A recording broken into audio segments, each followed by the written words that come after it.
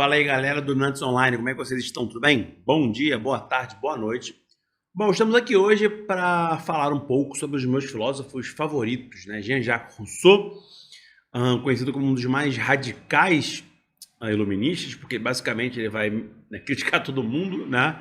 O filósofo mais crítico de todos nesse aspecto, tá? Jean-Jacques Rousseau, que tem esse nome, né? Nascido e criado melhor dizendo, nascido na Suíça, mas passou boa parte da sua vida na França, nasce em 1712, né, irá morrer em 1778, ou seja, é o típico homem do século XVIII, é o típico iluminista.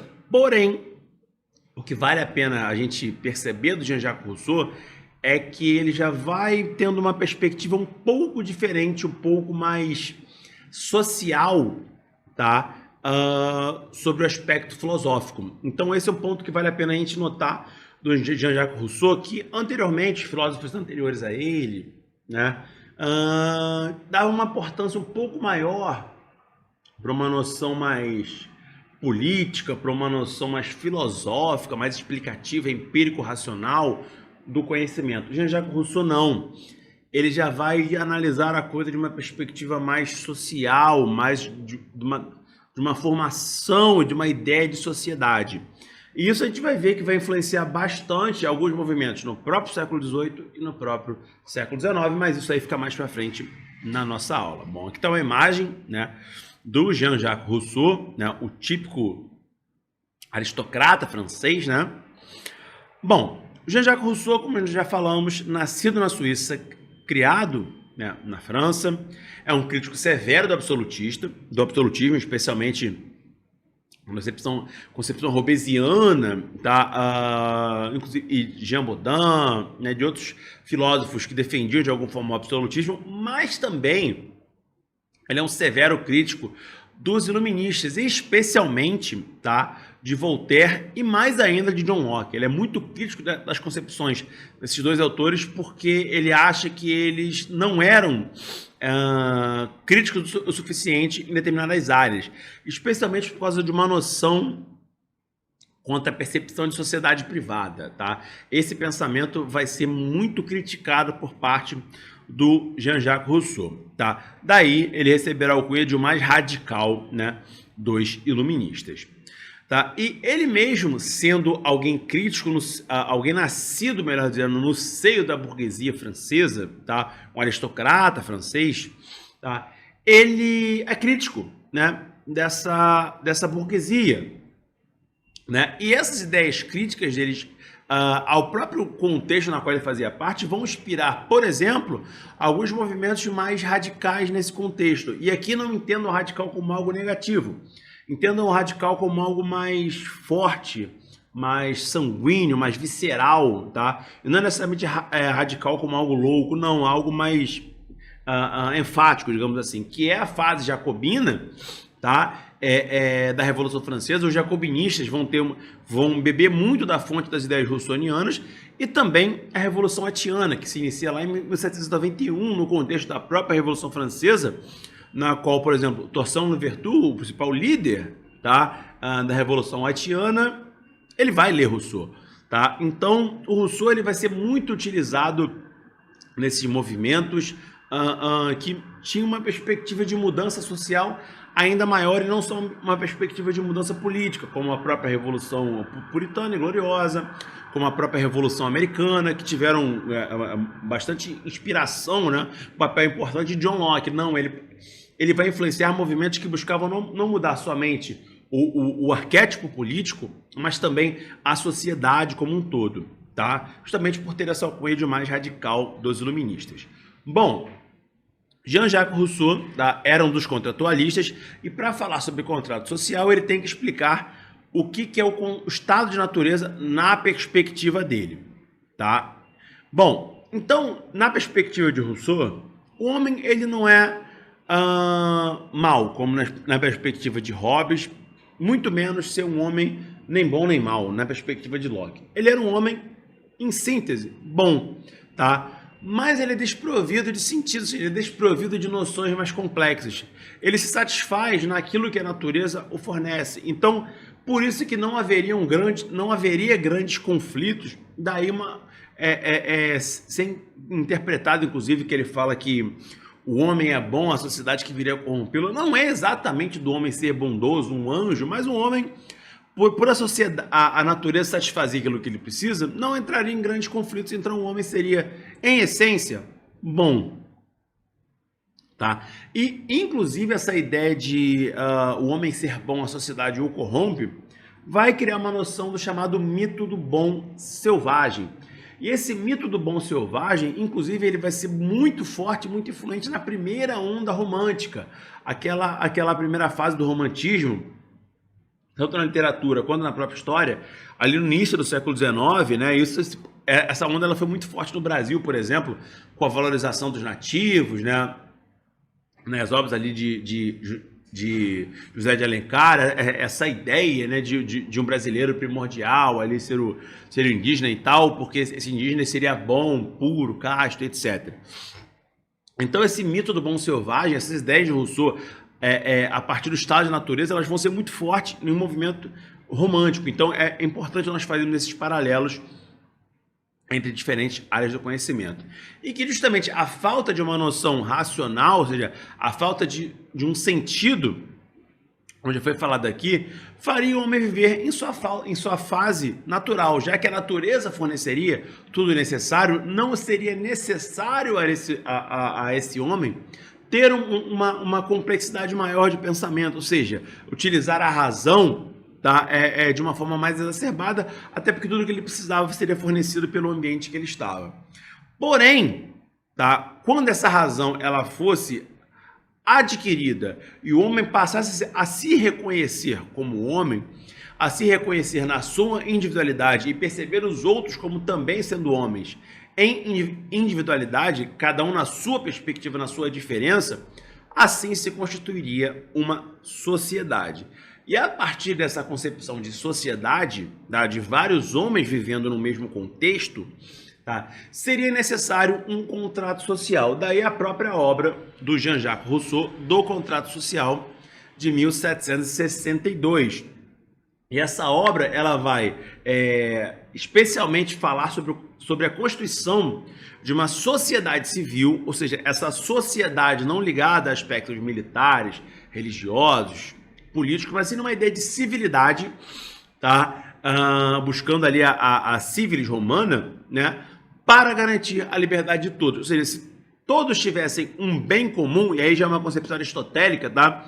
Dá para nós fazermos várias ligações, né? Várias analogias do pensamento de Rousseau com o pensamento de Aristóteles. Vocês vão ver que em vários momentos essa ideia de sumo bem, busca da felicidade, participação de todos na vida política, tá? São ideias que já estão nas obras de Aristóteles e que vão também, né, na política de Aristóteles, e que vão estar também presentes na ideia do Rousseau. Então, que essa sociedade, ela se formaria para garantir a liberdade de todos, porque mesmo o homem sendo bom e a natureza fornecendo tudo que ele necessitava, aos poucos, quando esse homem adquirisse essa noção de razão, poderia surgir um conflito ou outro, tá? E que para garantir essa liberdade, para garantir o espaço individual e ao mesmo tempo coletivo, seria criada a sociedade e, a partir disso aí, o Estado, que deveria se garantir a partir da soberania do povo e fazer valer a vontade geral. Poderia haver 1, 2, 3, 4, 5, 10 pessoas insatisfeitas com essa vontade geral? Poderia, tá? Mas se a vontade da maioria prevalecesse, tá, seria o mais próximo possível, já que a unidade ela é impossível, tá? Seria o mais próximo possível da vontade geral. Então o Rousseau ele já está abordando concepções que são muito presentes no nosso mundo, né? Como por exemplo a ideia de democracia ou vontade da maioria. Por mais que ele não use esses termos exatamente, mas a partir dessas perspectivas dele de soberania do povo e vontade geral, tá? Essa ideia de maioria, de vontade da maioria, que hoje predomina na maior parte, né, os estados do mundo, pelo menos os estados democráticos e com eleições frequentes, elas se originam muito da ideia de Rousseau, tá? E que ele fala que o grande problema dessa sociedade seria justamente a propriedade privada, e talvez fossem esses, os que possuíssem a propriedade privada, o grande empecilho para o sumo bem e para a felicidade geral, para a manifestação da vontade geral. Por quê? Uma coisa que o Rousseau estabelece na obra dele é que a partir do momento em que o homem demarcou um pedaço de terra e disse que é seu, se iniciaram os problemas da sociedade. Por quê? Quer dizer que o Rousseau ele era totalmente contrário à propriedade privada? Não. Ele até fala que a propriedade privada era possível a partir de que todos os outros reconhecessem aquela terra como sendo sua. Ou seja, seria feita a vontade geral, já que todos reconheceram aquela terra como sendo sua. Só que isso é virtualmente impossível. Não tem como todas as pessoas, em um determinado contexto, concordarem, tá, com aquilo, ou pelo menos terem a sua opinião ouvida, porque as sociedades elas são muito grandes, elas são muito populosas. Então, já que não era possível se fazer a vontade geral, tá, era impossível se garantir a soberania, portanto, tá, a propriedade privada ela era um grande problema e, na concepção do Rousseau, a mãe de todos os males. E que o homem deveria resolver esses conflitos através da política, já que o homem, em suma, é um zoopolíticon, termo que eu já falei com vocês algumas vezes, que está lá na obra de Aristóteles. Tem aula aqui falando sobre ele também. Ou seja, o homem é um animal político. O homem é um animal da polis. O homem faz política. A política é a capacidade natural do homem. Então, o que seria normal a esse homem fazer política? E a participação do povo, a soberania popular, a vontade geral se daria por meio da política. Então a política não era algo estranho, pelo contrário, era algo necessário e primordial ao homem que vive em sociedade. Tá? Bom, e o Rousseau ele ainda vai defender que existem 3 formas de governo, tá, possíveis, beleza? Mas que essas 3 formas elas teriam que respeitar algumas normas, e essas 3 formas elas são cada uma melhor para um determinado contexto. Primeiro, a qual ele mais se identificava, que é a democracia direta e participativa, tá? Na qual a participação direta do povo ela seria realizada em convenções de forma a adquirir a soberania. Tá? Nós sabemos que um governo na qual todos os cidadãos são escolhidos é virtualmente impossível. Tá? E hoje, talvez o mais próximo que nós chegamos disso seja alguns cantões na Suíça, ou seja, o Rousseau, que é um suíço, tá? Essa ideia de participação direta, até hoje no estado da qual ele nasceu, em alguns cantões que são as divisões administrativas da Suíça, o que equivale aos nossos estados, tá? Elas existem. Então, os cidadãos na Suíça têm capacidade, né, de retirar o representante, de não concordar, de pôr alguma lei para poder ser votada, tá? Porque a Suíça tem um pouco ali do direito anglo-saxão, direito consuetudinário, né, o direito dos costumes. Então, o povo na Suíça, em alguns cantões pelo menos, tem essa maior participação. Tá? Então, seria mais ou menos isso, tá? Que para cada decisão tomada, toda a população deveria ser consultada. Porém, já na época do Rousseau, os estados eram muito grandes, muito populosos. Estamos falando de estados na casa de milhões de pessoas. Então, isso se torna basicamente deixaria inviável, né, que todos fossem escolhidos. Daí ele dizer que essa democracia direta e com participação política ativa do povo, ela funcionaria somente em pequenos estados ou em pequenas cidades, como esses cantões da Suíça que eu falei com vocês. Já a aristocracia, que é uma ideia um pouco lockeana, né? Uma ideia de que alguns poucos eleitos representantes do povo, né? Esse grupo ali de aristocratas, não necessariamente por uma condição de nascimento, mas aristocrático por uma condição de saber, tá? Ser alguém superior e tal. Por mais que a palavra aristocracia, né, se fale pouco de melhores, mas não era exatamente essa a ideia do Rousseau, tá? Essa ideia da aristocracia, ela se faria valer falando de um grupo de pessoas com capacidades melhores ou mais desenvolvidas, e que essas pessoas, esses selecionados, formariam o governo e que assim tomaria as decisões. Ou seja, esse modelo ele funcionaria para estados médios, já que o poder ficaria na mão de algumas pessoas, tá? Não de uma, não de todas, mas de algumas.